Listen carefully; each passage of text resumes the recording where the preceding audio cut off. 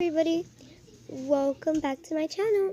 And if you could see my phone, and there's scary things on it, because every single Friday we're going to be watching scary videos. So we're watching the first one, which I think some of you have heard of these. Wait, focus.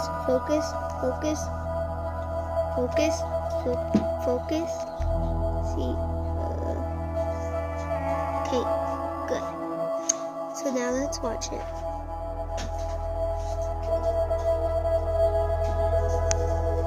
See you in a little bit when I get the big screen on. Okay, so let's just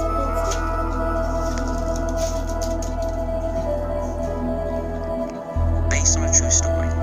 Those 5 words and knowing somewhere along the line. I'm already scared. Let me just go to the bathroom first. Like I was saying, I just get out of the bathroom and I was scared when I came back. I just run like 3, 2, 1, and I came here.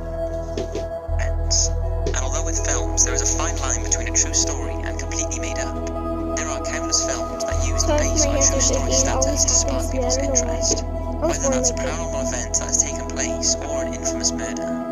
Well, here are 5 successful movies that were based on or inspired by true stories. Sorry, my mom answered a question. Okay, let's watch it. An American Haunting. American Haunting was released in 2006 and tells the story of a family haunted by an entity that focuses on the youngest daughter. The film is billed as based on true events, so let's talk about the real story of the Bell Witch. In early 1800, John Bell and his family settled in Tennessee, and one day in 1817, when inspecting his cornfield, John encountered a deformed-looking animal with the body of a dog and the head of a rabbit that disappeared after he shot it. Hey, Mom. That evening, the Bell family heard strange beating noises coming from outside, and the Bell children complained that something was pulling at their bed covers and throwing their pillows in the night. Bell's youngest daughter, Betsy, was also waking up with slap marks and welts on her face and body. As the locals became aware of the activity and the supposed entity responsible, it became known as the Bell Witch. Over time, the Bell Witch's taunting turned to John and even threatened to kill him. Eventually, he became increasingly unwell, and the entity mercilessly taunted him throughout his illness, apparently cursing and shouting from around their home. On December the 20th, 1820, John succumbed to his mysterious illness, and after his death, the family found a small vial of poison in the cupboard. Apparently, as they picked up the poison, a voice was heard saying that it gave old Jack a big dose of it, which sorted him right out. After John's funeral, the Bell Witch's presence was almost non-existent, but a year later it visited John's widow and told her it would return in 7 years. As promised, it reappeared in 1828, and after hanging around for 3 weeks, it said it would return to Bell's nearest descendant in 107 years, which would be in 1935. That descendant was Dr. Charles Bailey Bell, and although he wrote a book about the Bell Witch and the supposed hauntings it caused his family, it's unclear if he got the promised visit.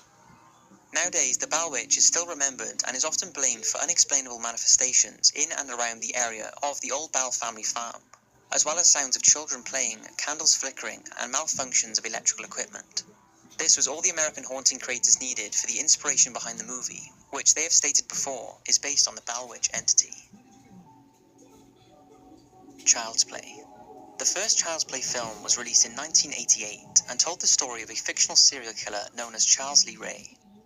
While on the run from police, he is mortally wounded, but before he dies, he takes cover in a toy store where he uses a voodoo ritual to transfer his soul into a talking doll. I'm sure if you're a horror fan, you have seen it, so I won't go into details, but the doll is called Chucky and is acquired by a 6-year-old boy and basically goes on a murderous killing spree. It was followed by a further 6 movies, with rumours of another in 2017. And although subsequent films have been somewhat ridiculed, it's long been said that Chucky is based on a real-life cursed doll known as Robert. Robert was given to Florida artist Robert Jean Otto in 1906 when he was just 6 years old. It was strange looking, being handmade with a wire frame, old clothing, straw, and apparently Jean's own hair, by one of his family's servants. The servant who made the doll was grieving the loss of her own child at the time, and was resentful of Otto's family, claiming he had mistreated her. It was also thought that she was skilled in black magic and voodoo, and put a spell on the doll. Jean became obsessed with this new toy, and was often seen having conversations with it, nothing too out of the ordinary for a child of his age. But as he grew up, the doll became his best friend, and the Otto family would report it giggling and walking around the family's home. Jean went on to become a well-known artist, and visitors to his house, along with his wife, told stories of the doll's strange behaviour. After Jean died in 1974, Robert was banished to the attic and not seen for a while. When the house was sold, the new owner, Myrtle Reuter, discovered Robert and soon became attached to him. She even took him with her when she moved 6 years later. However, in 1994, Robert was donated to the Fort East Martello Museum, as she claimed he was haunted and was moving around the house by himself. A few months later, Myrtle passed away. Do you see Initially, what Robert that was is not in the on display, background? but Look as right visitors there. learned that he Did was you see housed at the that? museum and That kept was inquiring, crazy. he was put in a cabinet for There the was public to view. like something Almost inside immediately, of there. visitors experienced problems with their cameras and electronic Like a devices if they man. tried to photograph him. And letters started to arrive at the museum addressed to Robert, asking for forgiveness for being disrespectful to him, as they were experiencing nothing but trouble after their visit. Robert began to draw the attention of ghost hunters and psychics, with many believing that Robert, much like Chucky, had been joined by the spirit of his lifelong partner Jean, and that was and still is the reason for his strange behavior. It's a video, Despite not Mark. being linked to any deaths or serious accidents, all of the stories surrounding Robert sparked the They say imagination it's for the true, people right? behind But Child's I don't Play, know if it's true or and a fake. crazy killer doll called Chucky was born. Borderland. Based in Mexico, this 2007 horror film starts with 3 college students who head out for the weekend on a well-earned break from their studies. But one of them goes missing, and it turns out he's been kidnapped by a cult to be used in a ritual sacrifice. The horrific and violent scenes that follow as the students try to rescue their friend are pretty intense, and the gore level is certainly there. But what's even worse is the fact it's based on the real story of Adolfo Constanzo. Constanzo was born in Miami in 1962, but grew up in Puerto Rico, where he was baptized Catholic and was also an altar boy. However, from a young age, he accompanied his mother on trips to Haiti to learn voodoo,